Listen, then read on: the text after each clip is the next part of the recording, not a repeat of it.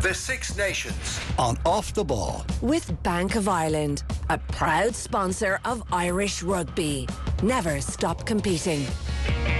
Welcome along. We are now midway through the Six Nations. We're getting a feel of how things are going. Again, England and France have been the two most impressive teams so far. But Ireland putting in a pretty good display in Cork last week against England.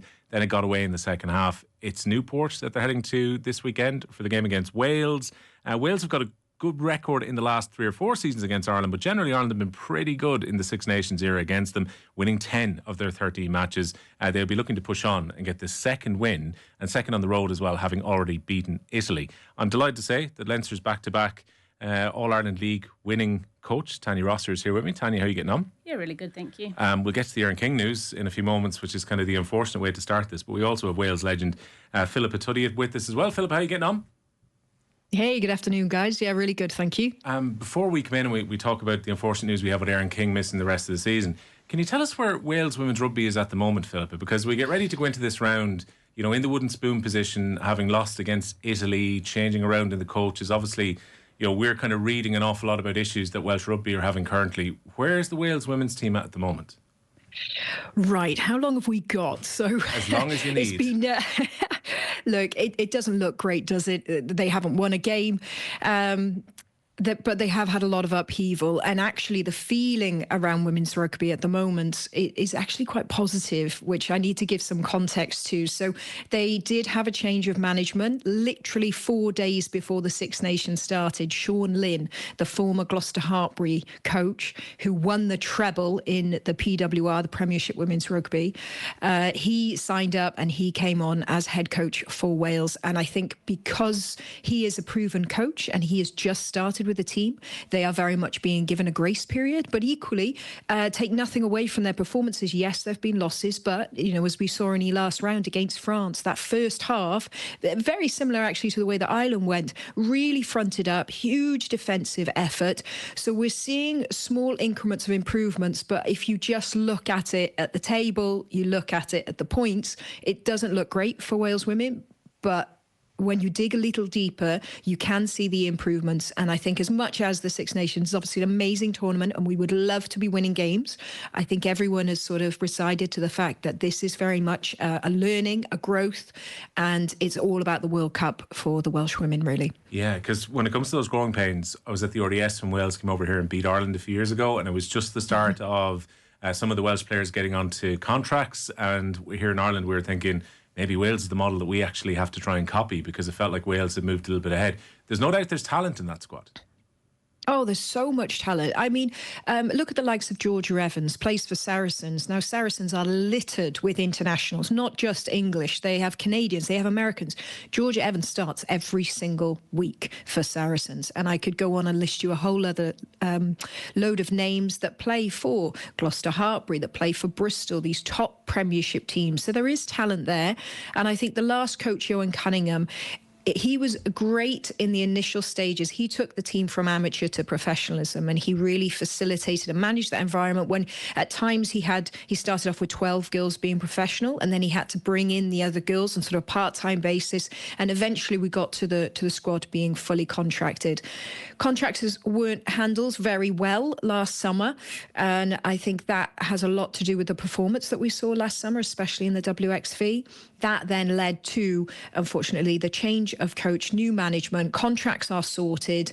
But like I say, this year in context, there's been a lot that's gone on behind the scenes, and we just need to see slow progressions. And something like going away to France, one of the most formidable places to play rugby. I mean, their crowds are amazing. It was 14,000 there last week. And to score 2 tries against them away, like that doesn't sound like much, but in the context, that is a progression for Wales. Yeah, I mean, that's the thing, Tanya, when it comes to this, we were chatting before we come on air, that in a way, it's about reaching a level as to which team is going to finish third. That's definitely been Ireland's aim for the last couple of seasons.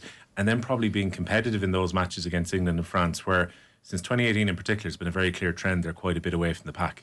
Yeah, definitely. And I've seen a massive change in the Irish girls over the last 2 years like that. We went through that transition period where we struggled, and, you know, the girls got a hard time through the media and the support, but we've transitioned over now and we're playing really good rugby, and we've seen massive improvements. You know, the first 40 minutes, 50 minutes against England last week really showed it that our girls could step up to that level. And unfortunately, we couldn't push on and progress on into the second half. But a huge amount of positives for us, and the style that they're trying to play. You know, our lineouts are functioning. We've got a good kicker in the game as well. And our defensive, I think our defence for the Irish women's team is our powerhouse at the moment. It's changed from previous years. We've done a bit of defence, but now we're really defending now, which is great. Yeah, the news about Erin King then, who's going to go under the knife, I believe, this afternoon, which is the sad news that this surgery is going to rule her out of the World Cup as well. I was just looking at some of the stats last night. They're formidable in terms of what she's done so far. So both attacking and defensive rucks hit in the Six Nations this year. Erin King is top of both. That's how much work she's been getting. Yeah, her work rate is phenomenal, and she's still only young. You know, everyone looks at her as being senior because she's been on our Irish squad for 3 or 4 years now. But her work rate around the pitch, she's, you know, for us at the breakdown area, she's the first arriving, highest first arriver at the breakdown area. But not only that, she's our go-to line-out person. I think they've gone to her 20 times in the last 3 matches. She's got high percentage of turnover ball, and she's fit and fast and strong. And I think, you know, we're really going to miss her leading up into that World Cup. I think she's a really important player for us, and just really gutted for her because she's worked so hard. You know, and transitioning from sevens into 15s isn't the easiest. And she's played a lot of sevens. I remember her from when she was playing touch rugby back when she was 13 or 14 and watching this kid go. I was just like, she's a baller, she's amazing, you know. And she was running around all our adults at touch, you know, and she would come in and do gym session with us, and she'd be doing like a 16-year-old 25 with a 20 kg chin-up at the age of 16. So she's phenomenal, but she's going to be a huge loss. And I'm wondering who's going to step into that position from a line-out perspective as well. I know we could have Derv in there. Is Derv a line-out option? I don't think so. She's definitely a breakdown option. Yeah. But it's all that other work rate she does around the pitch. Just for anyone who missed the news, it's a knee injury picked up in the England game last week, so it requires surgery. Looks like it's ligaments, and Erin King saying herself, just 21 years of age, as Tania mentioned, heartbroken to have suffered this knee injury because it means I don't just miss the rest of the season, but I'm also going to miss the Rugby World Cup as well. It feels very unfair right now that I've had the best few months of my career up until now, but I will now try and support the team in any way possible from the sidelines. So a big blow. Like Phillippa, Erin King has been one of the standout players in the Six Nations so far generally as well. Oh, absolutely. And I do a bit of work on the HSBC 7 series, and she's stand out in the squad then. And you do have to pinch yourself and remind yourself she's still so young because she plays so maturely. You know, you don't really see those sort of rookie mistakes that you can forgive a young player for doing, maybe forcing that offload or trying to step someone, go on gas on the outside.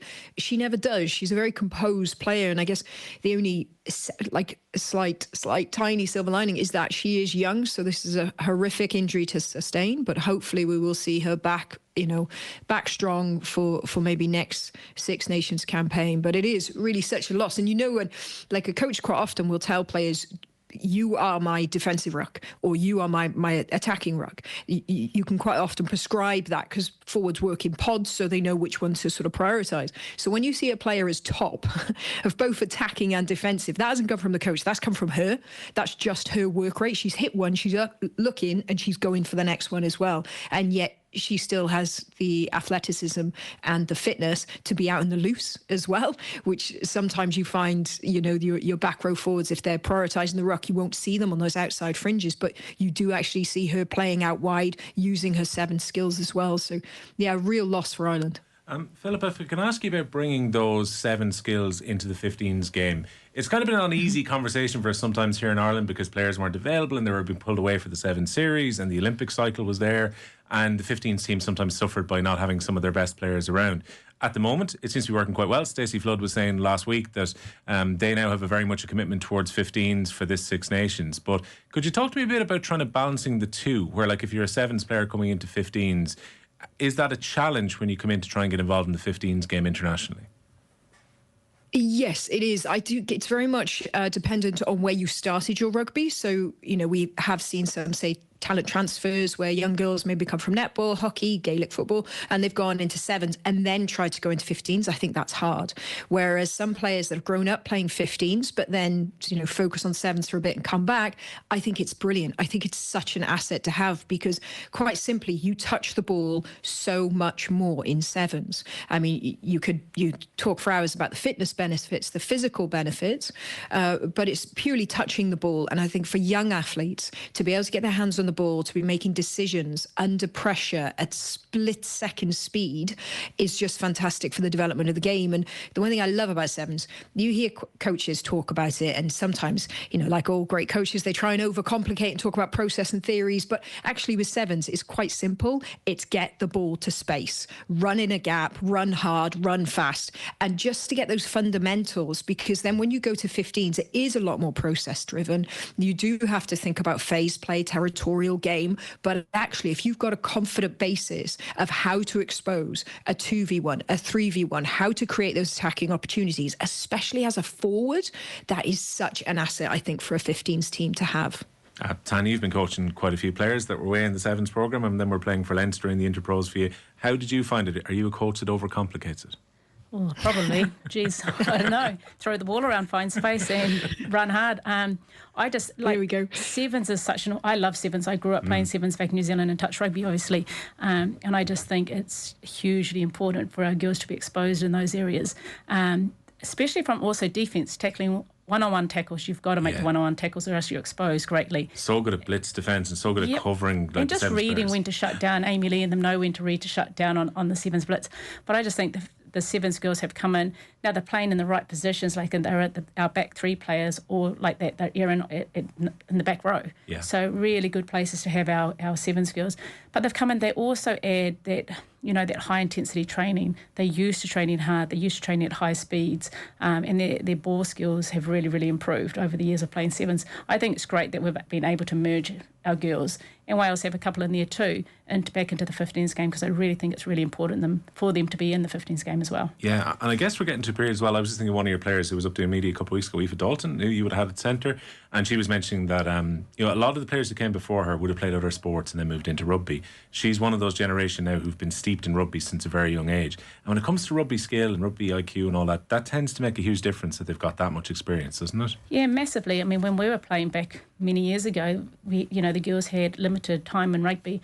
Aoife, I remember watching Aoife in the age group under 18s Leinster, where they just went through and hammered every team in the provinces, and they're phenomenal, and a lot of them are now in the national team. So what have they had? Probably 8-9 years of rugby, and it's brilliant. Aoife Dalton is outstanding. She's probably our defensive queen or king, whatever you want to say, but she reads the game so well, and she's worked really, really hard on her game. But they've had these girls, Erin King and them, have been playing rugby a lot longer than what previously was happening here in Ireland. Yeah, I think Aoife Wafer was making that point as well, that they had a steeped team. They were blessed at underage, and now they've all come together. So it actually has helped maybe with some of those combinations when it's come to the senior team as well. Yeah, 100%. I mean, if you look at the under 18s Leinster team, you had Erin King, Aoife Wafer, Katie, you had Dana O'Brien, not bad, and then you had Aoife Dalton out there as well. And I think they won their final, something, it might have been like 52-0, but they've been together as a core group for a very long time, and they know each other really, really well off the pitch, which makes a good chemistry. And I think they really enjoy being around each other, which helps. And a lot of them played Leinster with me. Now they're in the national team, so it's really good for them. If we can take us back to last week, I'll start with you on this one, Tania, where it seemed in Cork maybe the shock might even have been on at one point when that game went 25 minutes, 30 minutes in, and England were finding it very difficult to get past the Irish defence. Ireland got to try themselves. And then, of course, the second half we saw what happened, England do what England do. But what was your overall assessment of that Irish performance? Look, I thought, when I watched that first half, I was like, game on. Their defensive set was really, really good. And I think that was led by the likes of the forwards, Neve O'Dowd, getting up in the English attack, which put England under a pressure in that first half. But like you said, England being England, they adapted to the game and things started to click for them. But hugely positive. We've never held England to a 5-0 at half time or ever. I can't even remember. It's been a lot of 40-plus point beatings the last few years. By half time. Yeah. And these girls really put it up to them. And it's how can they progress to push on into that second half. just to pull us through a bit longer. I would have liked less kicking down to Kildare. Best fullback in the world. After probably, and Joyce is probably in there as well, the best fullback in the world at the moment. But you're kicking to the best fullback in the world and give her time to run. She's going to open up gaps for everyone Your forwards else. are never going to thank you there, where you can just keep the ball maybe for a little while. Or your scrum half that has to encourage your forwards to keep playing. But really, really promising. But then our line-out kind of shifted and our scrum was under pressure, which we normally don't have, and we get a yellow card at our scrum. So we're under pressure that way. And probably I would have thought they would have made 2 substitutes in that front row just to give us a bit more weight and pack down. Now, Neva O'Dowd is phenomenal around the pitch, and she's one of my favourite players out there. Could we have shifted her to back row if that's what he wants her on for the defensive shift, and put Christy Haney in to seal down that scrum? I don't know. I do think Neva O'Dowd is our starting prop no matter what, because of what she does around the rest of the pitch. I just think against England, a big forward pack like that, we're under a bit of pressure. Yeah. Phillippa, they're unrelenting, this England team. We had the great Sarah Hunter with us last week. She's on maternity leave, so she's left their coaching team. She went straight in from playing to their coaching team, and she said the only disappointment was just the timing for the World Cup this year. But she was backing them, and they've been beating everybody since the last World Cup final. But she said there's no sentiment from them in this Six Nations that England really have to put the boot down and be in the best possible place to win a home World Cup. And what we've seen so far, they've been very impressive, haven't they? Yeah, they certainly have. And I think it was great for actually, and I'm saying this as a Welsh person, but it was great for their development to be challenged so much, because it's no good for any team to be dominant completely leading up to a World Cup where you are going to be troubled. You want to be troubled prior. And it was just such a fantastic contest, that game. It was so engaging. And I'm echoing what you say, Tanya. I really thought Ireland were on. I mean, it would have been the shock of the tournament. It would have been amazing. But I think a real difference was the bench as well. I mean, England can bring Sarah Byrne off the bench. I mean, she would be starting for any other nation in the Six Nations. They've just got, can't even call them finishers. They're just world-class impact players coming off the bench, and they sort of kicked on. But yeah, look, they're a brilliant team. Looking at, I think it's like 31 games on the bounce, wins in the Guinness Six Nations, averaging 8 tries a game. It's insane stats, but it's credit to the union. They were the first union to turn their women's rugby team professional. And, we're all kind of playing catch up at the moment to them. But I think it's fantastic for people to see where the game of women's rugby can and will get to with continued and genuine investment in the game. I'm not sure, Phil, about how they're going to deal with the expectation of playing their games at home in a World Cup where they'll probably be expected to win. Naturally, New Zealand, Canada, there are going to be other teams who can really push them for this title as well. But at this stage, 5-6 months out from a World Cup final, they feel like the team to beat, don't they? Oh, absolutely. Yeah, they are hands down favourites. But, strange things can happen at a World Cup. They were hands down favourites for the last World Cup in New Zealand and disposed of New Zealand in the autumn prior to the World Cup. And then, what happened in the final? There was a red card. New Zealand just nick it, literally steal a line out in the dying minutes and win the game. So, this team will be very aware of how dominant they have been in the Six Nations, in Autumn Nations, in WXVs. But when it comes to a World Cup, they're going to want to be another level again. So Tanya, Ferns are going to retain, right? Well, yeah, maybe. But I say about England though, John Mitchell's done a very good job at developing a squad. Yeah. He's got a squad, all 36 of them are really good players. Other nations aren't at that level. Some nations, they've got a really good 15, struggle to have a really good 23. He's got 36 class players or 40 class players that he can slot in and out anytime he likes. That's the advantage of being England. And, unfortunately, I think they are the team to beat. But, I'm hoping Ireland, New Zealand can kick on in there somewhere. Well, here's hoping. I mean, down in Kerry they say Yarra, so that's very much a Yarra moment where you've gone, New Zealand, who knows? We'll see how things go. We'll wait till August before we make any kind of decisions on this. Okay, well, let's take a look forward then towards this weekend, because, as I mentioned, Ireland have had a decent record. Even last year, the record was good against Wales, beat them in Cork, which set up that World Cup qualification with a third place finish. I'll give you a first shout on how you feel this is going to go, Tanya. Obviously, we have to take into account that tomorrow when the team is named, they have to work out a way to solve that problem, which is the absence of Erin King. But how do you see this game going at the weekend? This is no disrespect to Wales, because Wales is in a different pathway at the moment. You know, they've had that rocky time in Welsh rugby. I would say, for me, I think Ireland are going to be too strong for them. Okay. I think we've improved so much in the last 12 months. They're a totally different side. I think a defensive side, our defensive line, our line speed is really phenomenal, and we put teams under pressure, and we're playing a good brand of rugby. I think if we could keep ball in hand, I think we can exploit them out on the edges. I think Wales get caught very narrow. They're probably not the fittest team in the Six Nations at the moment, so I think our forwards might be able to deal with them. Although they've got a good scrum and they've scored off scrums, the Welsh girls. So I'm going with Ireland, and I just think we're just slightly a bit further along our pathway than where the Welsh girls are sitting at the moment. Has some of that improvement been down to a psychological side of things as well? Because when I first met Scott Beamond, he was very insistent that's the main change he wanted to make. He said when he looked at it from the outside, he was thinking there were some good players in here, but they're obviously going through a bad run of results. He felt that if he got them to a position where they believe in themselves a bit more and where they get a few wins, then confidence would start to come up. Like in a short period of time, they're going from, you know, one of the teams who are expected to finish second bottom in the Six Nations to beating New Zealand in the WXV. That was a huge change in a year. 100%. I mean, they won. WXV was a massive shift for them. They beat New Zealand. They won games over there. They're performing. They're scoring tries against teams they never scored against before. They've held teams out. So confidence is a big thing. And, you know, you've got world-class players like Aoife Wafer playing in your squad. That helps you as well. You've got the Sevens girls coming back. You know, Amy Lee is class Sevens player. You know, she's one of the best Sevens players in the world. Now she's in your squad, in the 15 squad. That's got to boost your confidence.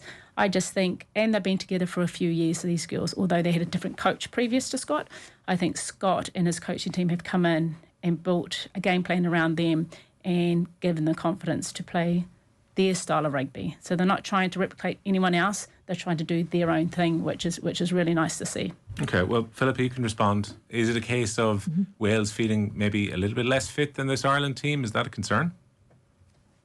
Well, I can't really comment too much on their fitness. I mean, they certainly left it all out there last round, against France. The tackling was off the charts, but they did die away in the second half. So maybe, but I actually think the way that these two teams play, Wales and Ireland, is actually quite similar. They got some good, strong forward ball carriers, reliant on the set piece. Wales love a driving maul, and I think the point of difference for me would be between the back lines, actually. I think the Welsh back line is very much developing and growing with some new combinations, whereas you look at that Irish back line, it's very settled with, you know, like you say, superstars like Amy Lee Costigan on the wing, which is just insane / unfair.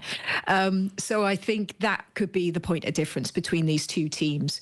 I see Wales where Ireland was, but last year in their journey, in their progression. So I would edge Ireland for this game. It'll be interesting to see the Welsh selection because of the position that they are now with the run of losses. Italy away next round is a must win. Yeah. So are we going to see a bit of squad rotation, which unfortunately, I shouldn't say unfortunately, we've got players there, but they're young players. They're fantastic players. Maisie Daisy, you've got Bryony King, you've got just so many young, exciting players, but they are very young. So will they be put in for a start to maybe pull off some of the more experienced players to keep them fresh for next round? I'm not quite sure. I think if that does happen, then it is probably a certain win for Ireland. Whereas if Sean Lynn was to back the fitness of the players, and injuries have been kind through the week, and he puts out a full front, I think it could be a really competitive game, but I would still just edge Ireland, yeah. I think Sean and his coaching team, the way they reflect in the Six Nations will be so probably defined by the next two games. So say if there's a good performance or they get something from Ireland and they beat Italy away, it looks very different to how the table looks at the moment as they get ready for the summer then. Yeah, absolutely. And I think the great thing with women's rugby is you will find that people who watch it are really invested in it and they understand the context. They understand who the new coach is. They understand that this is very much a learning, growing process. And I personally, you know, I'm a fan at heart, and I would be happy to see them be competitive in each game, which I feel that they have been, even if it doesn't mean losses. Like a bonus point loss I would take that against Ireland. But I would want to see them beat Italy. Yes, it's away, but I do still think that is a marker. That would be, for me, the determination of a successful tournament, where they are right now in the context of everything. What would be a successful year for Tania? No, like obviously Ireland want to win these next 2 games, but what would you consider as a successful year for Ireland then, with the World Cup in mind later on as well? Yeah, I think we've had a successful year. It's been really positive for our girls in green. Finishing third, definitely in the Six Nations. Can we get to the semis of the World Cup? Would be a good push. I think that's what Scott's going for. Yeah. I don't think he sees anything less. He's beaten New Zealand, so can we go out and do that again? I think they'll be aiming for top 4 at the World Cup. It would be a hard ask, but I think we've got a good squad at the moment, and if they keep progressing like they are, we definitely could get up into the top 4. It's just really exciting, the next couple of games. I mean, the Welsh and Ireland have both played France and England now. Yeah. Ireland have played France and England, the 2 hardest games. How are they going to perform against Wales? Playing the Welsh away are so difficult. I mean, even years ago when I played, when I was, a lot younger, it's hard playing in Wales. But the Welsh are hardcore, Did you ever play in Rodney Parade? No, I did not play in Rodney. No. I played in Cardiff. Right, okay. Cardiff Arms, qualified for World Cup all those years ago. But it's hard playing away in Wales. It's not as easy as, everyone gets home advantage in that. So it will be a tough ask this weekend. So I just hope the girls can go on and put a performance in from the English match. Yeah. Do you know what, Phillippa? I've never been to a game in Rodney Parade. I never got to cover it when it was the All-Pro 12 there. The only time I've ever seen it, I think, is on the train on the way to Cardiff, on the way from Bristol. And so you look in and you go, there's Rodney Parade in there, but I've never actually had a chance to go in there. So as a rugby ground, how is it? Yeah, it's great. It's the home to the Dragons. So I'm down there quite a bit. It's a lovely pitch. It's a fast pitch. It's quite open at both ends. So if the wind's up, that can cause a little bit of trickery with the high balls. But I've looked at the weather at the moment. It's looking quite nice. So it should be good for some running rugby. Is that a bit like us here in Ireland, where some of the other grounds are being used? Because again, as Tania mentioned, I remember Wales women's team playing in Cardiff almost exclusively for a long time. Here we've been using Cork and we've been using Belfast over the last few years, trying to spread the game around the region and so on. Is that part of the idea of using Rodney Parade here? Yeah, I think it is. Potentially, there's also maybe just a logistical clash in that it's the Judgment Day fixture in the Principality on the Saturday, where you've got all the 4 home regions, Scarlets, Ospreys, not playing. So maybe the Cardiff Arms Park being right next door, it wouldn't have been the best place to have host the women's game because purely logistics. But equally, I think it is good to spread it around. It has been down in Aberavon, in Swansea, in West Wales before. It's been North Cardiff in Taftswell. It has been in Cross Keys, but that wasn't great. I don't know if you had the joy of that, Tania, but man, trying to run in, imagine like slushy snow and sand and mud, and then try and run. It was challenging. Oh, well, that's what the forwards said. Yeah, that's an old school rugby. That's in my time. Your backs prefer a 4G pitch. This is why when Connacht put in their 4G pitch. Any of the forwards over there hate it, but their backs absolutely love it. No more mud. You don't have to deal with that anymore. So maybe that's the perfect venue. Phillippa, I don't know, Welsh rugby at the moment, every time we talk about this on the news, on the show in the last while, it's been concerns about finances. It's Cardiff's men's team potentially going to the wall. It's all of this. I guess that put kind of a gloom around Welsh rugby generally at the moment. Yeah, it has. It's been really challenging times, and you get conflicting opinions with the fans. Some people are like, I've been through this before, because, we've had to disband our regional system many, many years ago to become then Cardiff Ospreys Scarlets. So they've kind of like, it's a changing of times, the financial constraints. Every team, whether it's English Premiership or Wales, have suffered post-COVID. So there was a lot to do with that. So I think there's an element of understanding, but equally, you can't get away from it. This campaign was very, very disappointing.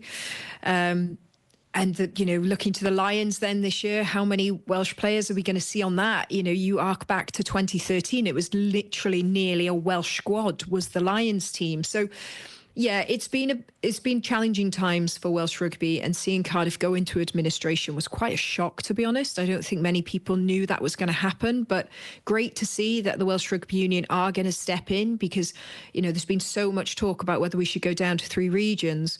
Well, actually, if the Welsh Rugby Union secretly wanted to do that, then letting Cardiff go would be the easiest way to do that. So the fact that they have come in now, they're taking ownership, I think, for about 2 years until they can hopefully find a buyer to take over Cardiff. I think that gives maybe a reassurance to the fans. And, the Welsh Rugby Union are going to step in, because, if the Welsh Rugby Union secretly wanted to do that, then letting Cardiff go would be the easiest way to do that. So the fact that they have come in now, they're taking ownership, I think, for about 2 years until they can hopefully find a buyer to take over Cardiff. I think that gives that actually the Welsh Rugby Union does want to support all 4 regions and is working really, really hard. But, you know, like many industries that are still suffering from the impact of COVID, sport and the Welsh Rugby Union is. But thankfully, it hasn't affected the women's budget. They've honoured that. They've stayed with that. And, you know, it's a World Cup year.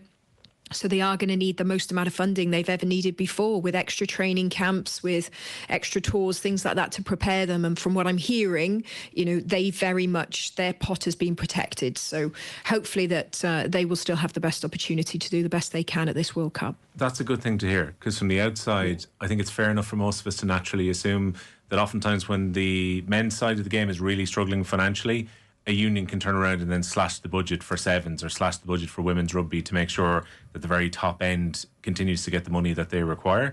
It's good to hear that that's been ring fenced, because I definitely would have had a concern that women's rugby could suffer for that. No, it certainly has. And I mean, there was a bit of a talk around the travel logistics for last round. They played on the Saturday, they flew out on the Friday. And as it happens, they hit a massive traffic jam. So they flew in on the Friday, didn't get to their hotel until about 10 o'clock at night. Couldn't do the captain's run, obviously, and then went straight into playing France. But I don't think that was a monetary thing. I think that was literally a logistical thing. There's just not that many flights flying out. And obviously, Munster was out there playing in Bordeaux. So I think they took a lot of the available flights as well. So I know there was a lot of talk around, was that a budget thing? And that wasn't. It wasn't ideal, don't get me wrong. It was unlucky. There was traffic, but it was more of just there just weren't that many flights, so they had to fly out the day before. Yeah, as a general fan of the game, that's good news, Tania, to hear that at least that's in place, because it's not that long ago. I'm looking at most of the team over there with the Grand Slam team in the mud in Italy, and I was just thinking, Jeanette Feary had to write to the Irish Times once upon a time to basically lift the lid on the fact that they were paying for their own train to play a game in France, and that was just before that happened. Yeah, that was shocking. I mean, and it was like a 6-hour train trip. Yeah. You know, and they had the girls had to pay their own way, and you know, it was the logistics back then was crazy. But then 2013 they go and win Grand Slam and Six Nations, and then they do really well in the 2014 World Cup.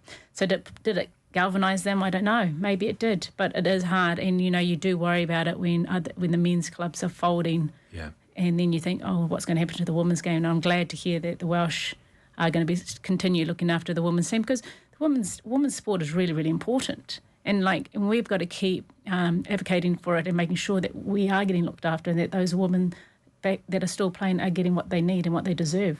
Because it kind of feels like they've turned a corner now. So all the players talk about the Celtic Challenge being important. It's just for getting together and getting more games, because the Interpro season is short. You know, it's like the coaching it. And that's not that many times to maybe get the exposure to the national selectors, but also maybe not enough time to get to up to speed and to get to your best game. Now this seems to have at least provided a few more matches for them. Yeah. I think, Interpros, I think is a good standard, and I think they probably should play home and away at that level, because that Munster-Leinster Connacht rivalry is really, really good, and they, you see the class players like Aoife and Northern playing in it. Celtic Challenge, I got mixed feelings on that. I've said this before. I think it is the right thing to have. I just don't think we've got it in the right place at the moment. If you look at what the Welsh in Scotland, I've said this previously, they're using it for their development players. We sent all our international girls. Going all out. We're going all out. And, I'm like going, what's the benefit of beating kids 100-0?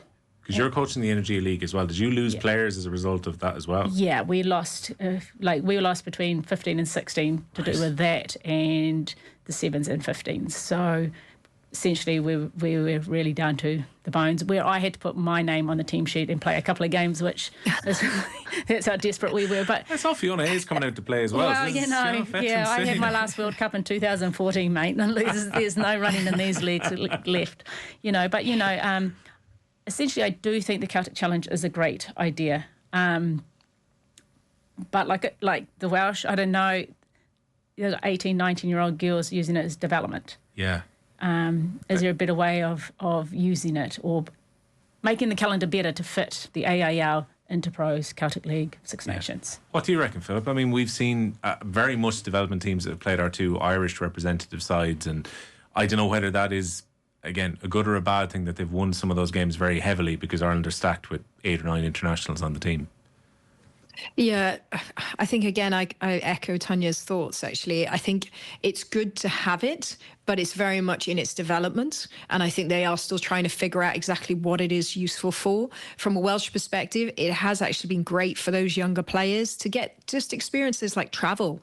You know, how do you prepare for traveling, sleeping away from home, things like that, that actually, if you go into a senior squad, you're expected to be professional and know exactly what to do, when, how, and slot into the environment. So I think it's a really good sort of learning point alongside the under 18s and 20s programs and things like that, to have that club structure.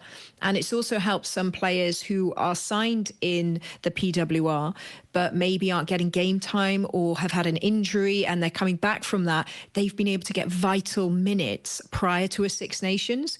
But equally, this is all under the umbrella of development, young players, injured players, things like that. Whereas actually, it would be great if it could be a really challenging league, and maybe adopting something more like a URC, a United Rugby Championship, bringing the Italian teams in, because they haven't got the biggest league, but they've got some fantastic individual players. Now, some of them have made that huge decision of moving over to England to play in the PWR, but I'm sure they would prefer to stay at home, be able to play for a franchise within their own country, but still get a quality game with a Welsh franchise, a Scottish and an Irish. So I think there's still scope in development, but I think it also should be open to learning and getting the feedback from every nation as to how we can make it stronger, because PWR isn't going to be having any more teams anytime soon, the Premiership Women's Rugby League, and they have a cap on other international players that can play for each team. So England qualified players, EQP.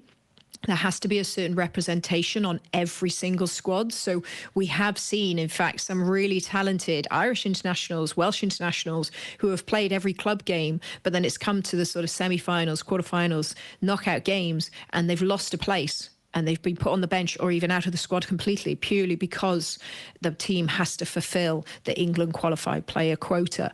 So I think as much as PWR is brilliant for the other regions, your Irish, your Scottish, your Welsh, that we need to make something else ourselves. And I think there's enough talented individuals that could be a really, really competitive league. But we need more games. We need to work out the season. It needs to be on a par with the quality of the PWR, which is going to take some time, I think. Yeah, the Six Nations show here on Off the Ball is with thanks to Bank of Ireland as well, a proud sponsor of Irish Rugby. Never stop competing. I want to ask you, Tanya, before we finished up, Lynn Cantwell, who again I just spotted over there as part of that winning team, you know very well as well. You think she's going to be a big help to Irish rugby now coming back from South Africa? Yeah, I do. I mean, she did a good job down in South Africa. She's been out around the provinces, so she's met every province. She's been out around all the clubs, the AIR clubs. I just think she's just the right person. She's not there she's not domestic or the high performance. She's there overseeing both umbrellas, which is really, really nice. So it's under one person. She can work out what's working, what's not working. She also knows the importance of the club game and underage, which is really, really nice. And she's just got experience around the world. I mean, look at South Africa and what she did with them. So she's travelled around and she's learned her stuff. And Lynn's she's got, she's rugby smart. Yeah. And she's never, ever been about herself. Even when she was a player, it wasn't the Lynn Cantwell show. It was the Irish women's rugby team. And I think that's really important with the job she's got with the IRFU. It's Irish rugby. And it's not just one or the other. So I think she's going to have an important role to play, and I'd like to see what happens in the next 12 to 24 months. I'd imagine she commands respect when she goes in as well, because of her pedigree, not just what she's done recently, but as a player as well. Yeah, definitely. Like she walks into your club, everyone's like, oh, who's that? Oh, that's Lynn Cantwell. She's a legend. Like, she's got so many caps. Like, everyone knows who Lynn is. Yeah. But also the men in rugby know who Lynn Cantwell is. And she's well-spoken. She knows her stuff, She also, she's not like me. I'd say it straight to the point and direct, and and I'm not well liked for that. Are you saying being too direct is holding you back? Well, I am a little bit direct, and I'm fine with that. But that's why I'm not in Lynn's job. I was scrolling through Instagram last night, so I was talking to Matt Williams yesterday, and Matt had brought up the point. He said, "Hey, maybe we get to a point where we draft all of our players coming out of academies." And I'm going, "All right, some people are going to have blowback to this, but Matt, by all means, give me your thesis." And who's there? There's Tanya at the top of the comments going, "This is totally wrong." Well, someone has to say it. Everyone thinks it, but no one's going to say it. And I know I maybe should have an alias name of some sort. Burner account. Yeah, I like burner the idea. account and then put my comments in. But no, I do, yeah. Lynn's not like that. She takes time to listen, and she'll step back and. Just before we finish, can I tease that out ever so slightly? So if your kids were in a situation where they're coming out of sub-academy, you would not like the idea of, say, the RFU saying, we now have a pool of these players that are available. You go to Connacht, you go to Ulster, you go to Munster. You would think they should have the right to choose? I think my son, he's 17, should have the right to choose. And I think anyone should have the right to choose of which province they want to play for. Look, there are opportunities for those kids to go to other provinces. I see it. I mean, obviously, Simon, my partner, is the academy manager, so I see him sending off players and giving them opportunities elsewhere. But essentially, if the players are good enough to want to play for their province, they should be allowed to stay and play for their province. There you go. That's the response. That's the Instagram comment expanded upon. Phillippa, it's been an absolute pleasure. Enjoy the game of the weekend. Thank you. You too. And Tania, hopefully it's a good one on Sunday as well. Yep, thanks. Thanks a lot.